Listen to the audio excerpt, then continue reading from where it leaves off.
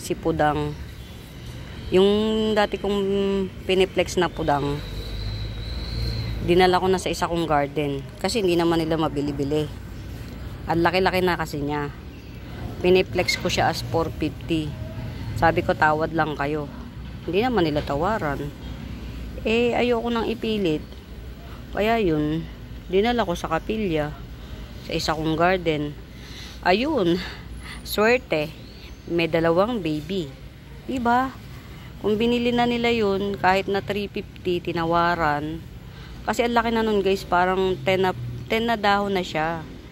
Ito, 1, 2, 3, 4, 5, 6, 7, 8. Ito, 8 pa lang. Yun, siyam. Yun, 10 na dahon na. Tapos alalaki na, as in alalaki na. Hindi kagaya nito. Ito, ano pa to eh. Maliit pa to. Yun, ang laki-laki niya na talaga. Sabi ko, 450 na lang. Kasi mutated naman na siya. Ay, nako. Hindi pa nila binili. Ayun.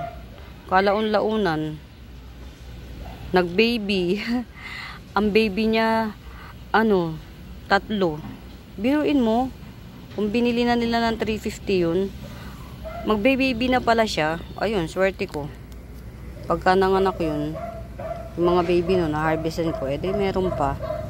Ito naman guys, matangkad na rin siya ito. Yan o. Nilagyan ko siya ng panibagong lupa dito. Kasi nga walang masyadong lupa. Yan.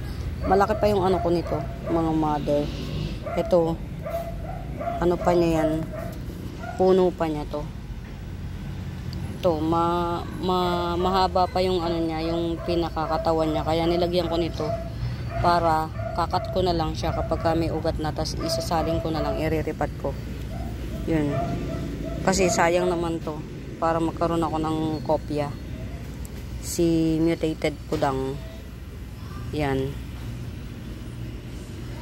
Yun lang, si mutated pudang.